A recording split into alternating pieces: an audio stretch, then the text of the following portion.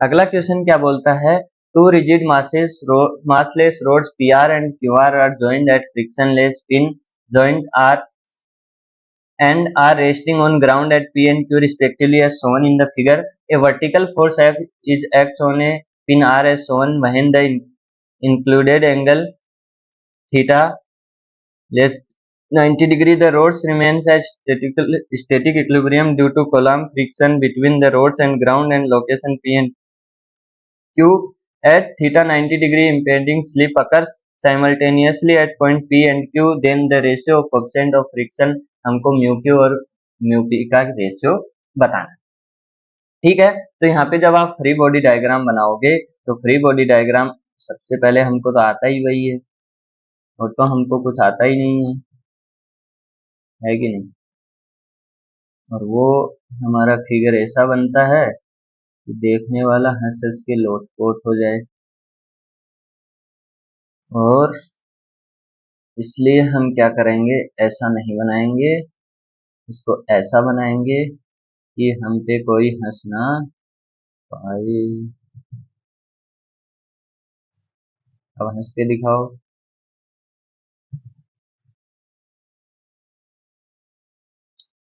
ये हंसेंगे।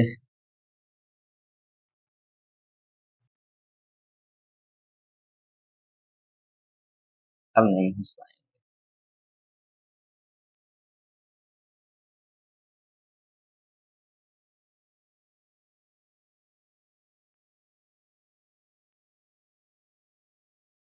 ठीक है, ये क्या बोल रहा है कि जब एंगल क्या होगा, इन दोनों के बीच का एंगल 90 डिग्री होगा,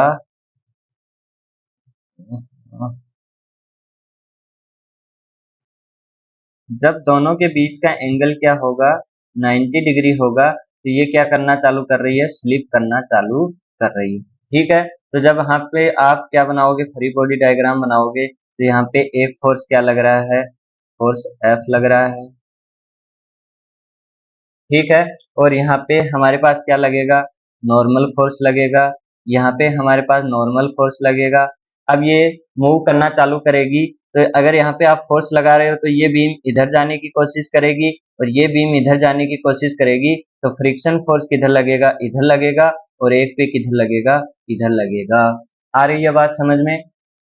यहाँ पे अगर फ्रिक्शन फोर्स लगेगा तो ये मान लो Q पॉइंट है, तो यहाँ से NQ नॉर्मल फोर्स, और यहाँ पे क्या P पॉइंट है तो NP नॉर्मल फोर्स, तो यहाँ पे क्या हो जाएगा, म्यू P NP, और यहाँ पे फ्रिक्शन फोर्स क्या हो जाएगा, म्यू Q NQ। ठीक है, और यहाँ पे हमारे पास डाटा गिवन है क्या क्या, ये 5M है और ये 12 मीटर है। तो यहाँ पे अगर ये वाला 90 डिग्री एंगल है, ये 12 मीटर है, ये 5 मीटर है, तो यहाँ पे ये वाला कितना हो जाएगा, 13 मीटर। तो यहाँ से आप क्या निकाल सकते हो, ये एंगल निकाल सकते हो। और ये एंगल कैसे निकल जाएगा, ये एंगल निकल जाएगा आपके पास टेन थीटा,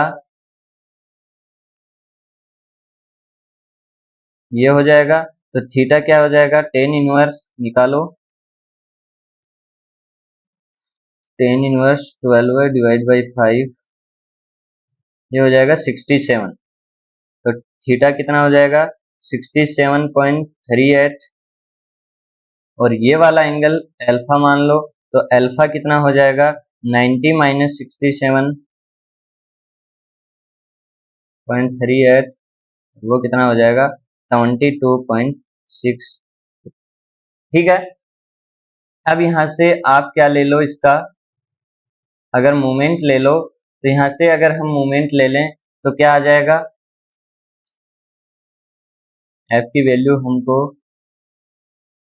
दिया हुआ नहीं है। ठीक है, तो यहाँ पे हम क्या कर लेते हैं, तीन चीजें कर लेंगे, summation F X is equal to 0,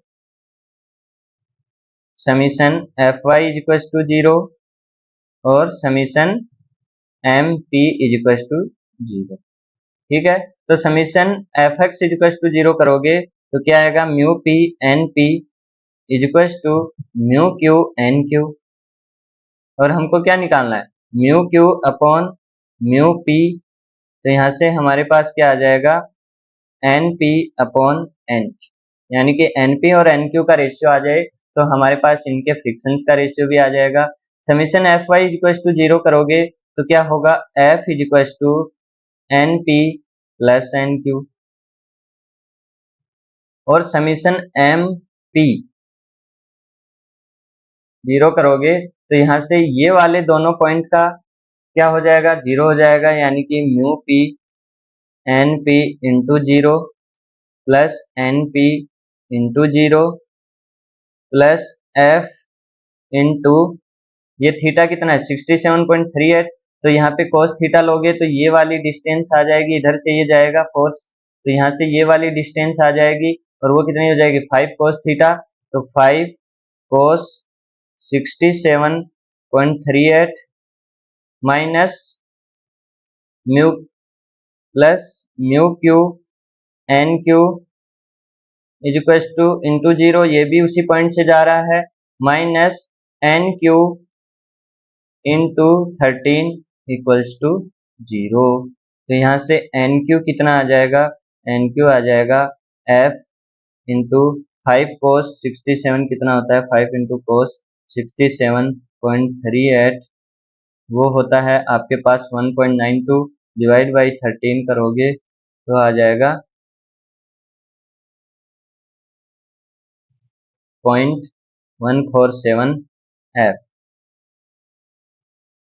ठीक है, तो यहाँ से एन क्यू की वैल्यू आ गई तो एन पी भी आ जाएगा, एन पी कितना आ जाएगा एफ माइनस एन क्यू, और एफ माइनस 0.147 एफ, और वो कितना हो जाएगा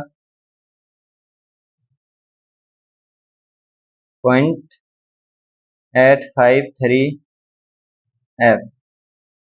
ठीक है, तो यहाँ से N P upon N Q लिख दो,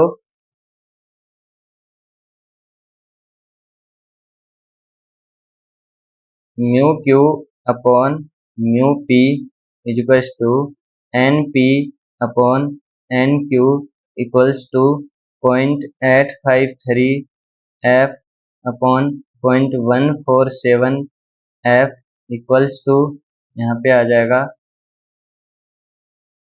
5.80, यानी कि दोनों का रेशियो कितना आ जाएगा 5.80, और हमको क्या पूछा गया इज, तो ये क्या हो जाएगा। ठीक है,